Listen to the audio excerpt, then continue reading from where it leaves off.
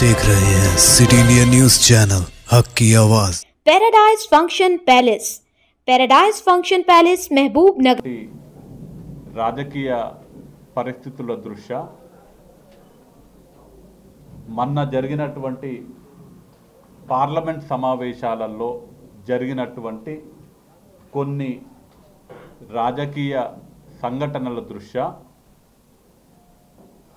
జరుగుతున్నటువంటి వ్యవహారాలు విషయాలని ప్రజల వద్దకు తీసుకెళ్ళి ప్రజా ఉద్యమాన్ని చేపట్టాలనే ఆలోచనతో దేశవ్యాప్తంగా 150 ముఖ్య పట్టణాలలో పార్టీకి సంబంధించినటువంటి కాంగ్రెస్ వర్కింగ్ కమిటీ సభ్యులు గౌరవ పార్లమెంట్ సభ్యులందరూ కూడా నిన్న ఇవాళ 2 రోజులు 150 మేజర్ పట్టణాలలో పాత్రికేయ సమావేశాలు పెట్టాలని ఏఐసిసి నిర్ణయించినటువంటి సందర్భంగా ఆ 150 పట్టణాలలో మహబూబ్ నగర్ పట్టణం కూడా ఏఐసిసి సూచన మేరకు ఇవాళ నేను నాతో పాటు రాష్ట్ర మైనార్టీ ఫైనాన్స్ కార్పొరేషన్ చైర్మన్ మాజీ డిసిసి అధ్యక్షులు ఒబేదుల్లా కోత్వాల్ గారు, గౌరవ జడ్చర్ల శాసన సభ్యులు జనంపల్లి అనిరుద్ రెడ్డి గారు, మహబూబ్ నగర్ కాంగ్రెస్ పార్టీ పట్టణ కాంగ్రెస్ పార్టీ అధ్యక్షులు లక్ష్మణ్ యాదవ్ గారు, సీనియర్ కాంగ్రెస్ నాయకులు ఎన్పి వెంకటేష్ గారు, market committee chairperson Bekkari Anitha Reddy గారు, స్పోక్స్ పర్సన్ జహీర్ అఖ్తర్ గారు, బెన్హర్ గారు, అవైజ్ గారు, అజ్మత్ గారు, ఇతర సభ్యులందరం కలిసి మీ దృష్టికి కొన్ని ముఖ్యమైనటువంటి విషయాలు తీసుకొచ్చే ప్రయత్నం చేస్తాము. మొన్న పార్లమెంటు సమావేశాలలో 2 దురదృష్టకరమైనటువంటి అంశాలని మనం గమనించడం జరిగింది.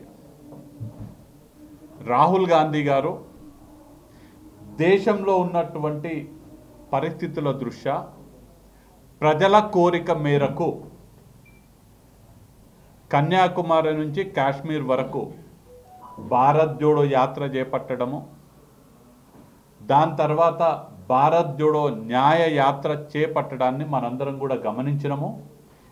ప్రజలందరూ కూడా ప్రాంతాలకు అతీతంగా, కులాలకు అతీతంగా, మతాలకు అతీతంగా, వయసుకు అతీతంగా, రాజకీయాలకు అతీతంగా కూడా రాహుల్ గాంధీ గారు చేపట్టినటువంటి భారత్ జోడో యాత్ర, భారత్ జోడో న్యాయ యాత్రకు సంపూర్ణ మద్దతు ప్రకటించడం జరిగింది.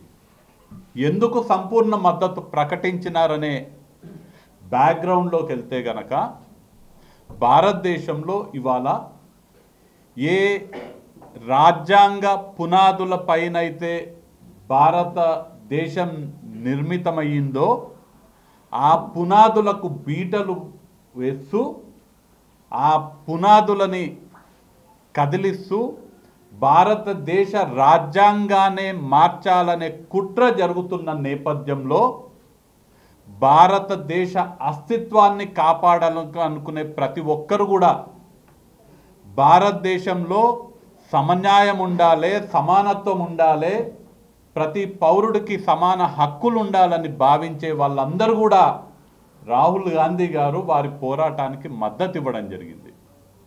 సంపూర్ణ మద్దతు ఎందుకు ఇచ్చినారంటే 2 సిద్ధాంతాల మధ్యన నేటి భారతదేశంలో పోరాటం జరుగుతున్నది. ఒక సిద్ధాంతం భారతీయ జనతా పార్టీకి సంబంధించినటువంటి పెత్తందారులకు బలోపేతం చేయాలనే సిద్ధాంతం భారతీయ జనతా పార్టీది. సమానత్వ సిద్ధాంతము మహాత్మా గాంధీ గారు, జవహర్లాల్ నెహ్రూ గారు, అంబేద్కర్ గారు చూపించినటువంటి దారిలో సమానత్వ సిద్ధాంతం కాంగ్రెస్ పార్టీ. పెత్తందారులను బలోపేతం చేయాలనే సిద్ధాంతం భారతీయ జనతా పార్టీ ముందుకు తీసుకెళ్తుంటే దేశ పౌరులందరూ కూడా సమాన హక్కులు ఉండాలి, సమన్యాయం జరగాలనే సిద్ధాంతాన్ని కాంగ్రెస్ పార్టీ ముందుకు తీసుకెళ్తున్నది. రాజ్యాంగాన్ని మార్చాలే, కాన్స్టిట్యూషన్ని పూర్తిగా మార్చాలనే ఆలోచన భారతీయ జనతా పార్టీదైతే రాజ్యాంగాన్ని బలోపేతం చేయాలి, రాజ్యాంగం ఏ పునాదులపైనైతే నిర్మితమైందో ఆ పునాదులని బలోపేతం చేయాలనే సిద్ధాంతం కాంగ్రెస్ పార్టీ సిద్ధాంతం. మనువాదాన్ని బలోపేతం చేసే సిద్ధాంతం భారతీయ జనతా పార్టీదైతే రాజ్యాంగాన్ని రక్షించుకునే సిద్ధాంతం కాంగ్రెస్ పార్టీది. కాబట్టి ఎవరెవరైతే రాజ్యాంగాన్ని పరిరక్షించుకోవాలని అనుకున్నారో, భారతదేశంలో సమన్యాయం ఉండాలని అనుకుంటున్నారో, భారతదేశంలో సమానత్వం ఉండాలని అనుకుంటున్నారో వాళ్ళందరూ కూడా మనువాద సిద్ధాంతాన్ని ప్రోత్సహించేటువంటి భారతీయ జనతా పార్టీని, పెత్తందారి వ్యవస్థని ప్రోత్సహించేటువంటి భారతీయ జనతా పార్టీని, భారతదేశ సంపదని కొంతమంది క్యాపిటలిస్టులకి దారాదత్తం చేసేటువంటి ఆలోచన ఉన్నటువంటి భారతీయ జనతా పార్టీని వ్యతిరేకిస్తూ రాహుల్ గాంధీకి అండగా నిలబడ్డారు. ఈ నేపథ్యంలో రాహుల్ గాంధీ గారు చేస్తున్నటువంటి ఈ పోరాటాన్ని చూసి భయపడ్డటువంటి భారతీయ జనతా పార్టీ, కాంగ్రెస్ పార్టీ రాహుల్ గాంధీ గారి మీద అటాక్కి సిద్ధమైనటువంటి నేపథ్యం మనం ఇవాళ చూడడం జరుగుతుంది. అయితే అంతకి ఆగకుండా రాహుల్ గాంధీ గారిపైన విమర్శలు కానీ, రాహుల్ గాంధీ గారిపైన అభాండాలు కానీ, వారి ఏ విధంగా అయితే వారి లోక్సభ సభ్యత్వాన్ని కూడా రద్దు చేసి వారి నోరు నొక్కే ప్రయత్నం చేసినటువంటి పరిస్థితి మనం చూసినాం.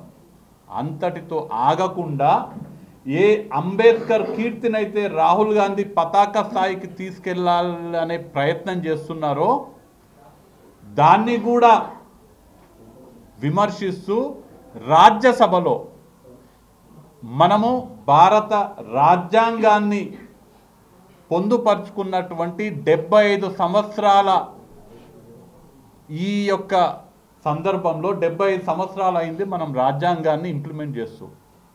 ఆ సందర్భంగా కాంగ్రెస్ పార్టీ తరఫున రాహుల్ గాంధీ గారు లోక్సభలో అపోజిషన్ లీడర్గా ఉంటూ, మల్లికార్జున్ ఖార్గే గారు రాజ్యసభలో అపోజిషన్ లీడర్గా ఉంటూ, పార్లమెంట్లో ఈ 75 సంవత్సరాలు దాటిన సందర్భంగా మనము స్మరించుకోవాలి, మన రాజ్యాంగాన్ని, రాజ్యాంగ నిర్మాత అంబేద్కర్ గారిని స్మరించుకోవాలి అనే ప్రతిపాదన తీసుకొస్తే స్పీకర్ గారు దాన్ని ఆమోదించినారు. కానీ ఆ సందర్భంగా అమిత్ షా గారు, భారత హోంమంత్రి గారు అమిత్ షా గారు అంబేద్కర్ గారిని కించపరుస్తూ చేసినటువంటి వ్యాఖ్యలని కాంగ్రెస్ పార్టీ యావత్ భారత జాతి తరపున తీవ్రంగా ఖండించడం జరిగింది. అంబేద్కర్ గారిని అత్యంత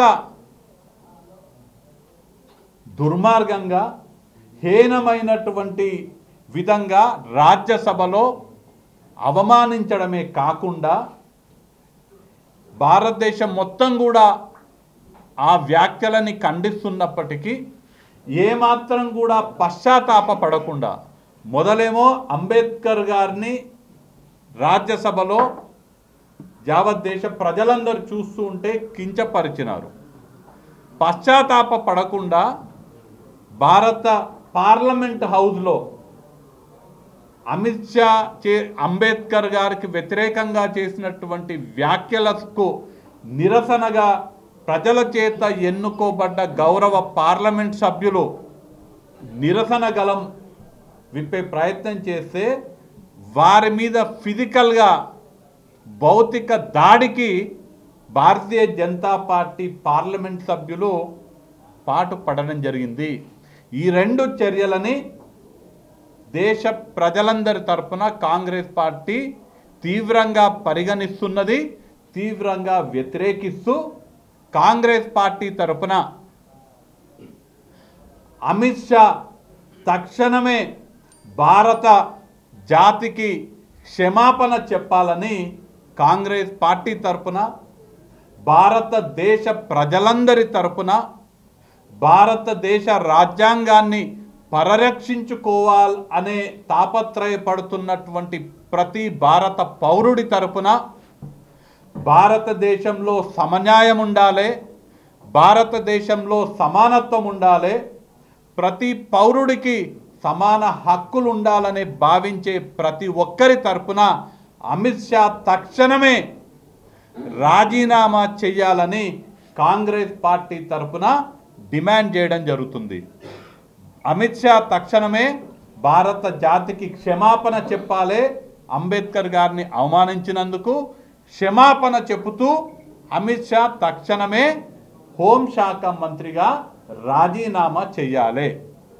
ఎప్పటి వరకైతే అమిత్ షా రాజీనామా చేయకుండా ఉంటారో, అమిత్ షా అనేటువంటి వ్యక్తి భారత రాజ్యాంగాన్ని నిర్మించినటువంటి అంబేద్కర్ని పార్లమెంటు సాక్షిగా అవమానించినటువంటి అమిత్ షా ఆ హోం శాఖ మంత్రిగా ఉన్నన్ని నాళ్ళు అంబేద్కర్ గారికి అవమానంగా భావించాల్సిన అవసరం ఉన్నది. ఆయన ఆ పదవిలో ఉన్నంత వరకు నరేంద్ర మోడీ భారతీయ జనతా పార్టీ సమన్యాయానికి వ్యతిరేకమని, సమానత్వానికి వ్యతిరేకమని, రాజ్యాంగానికి వ్యతిరేకమని, అంబేద్కర్ గారికి వ్యతిరేకమని భావించాల్సిన అవసరం ఉంటుంది. తక్షణమే క్షమాపణ చెప్పాలి, రాజీనామా చేయాలి.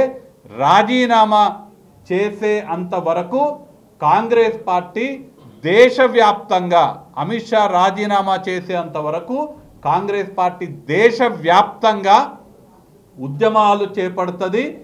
ఎక్కడికి కూడా ఎవరికి కూడా భయపడేది లేదు. అమిత్ షా రాజీనామాయే లక్ష్యంగా అంబేద్కర్ గారికి వారు చేసినటువంటి అవమానానికి వ్యతిరేకంగా వారు రాజీనామా చేసేంత వరకు మా ఉద్యమం కొనసాగుతుందని ఈ సందర్భంగా కాంగ్రెస్ పార్టీ తరఫున మీకు తెలియజేస్తున్నాం.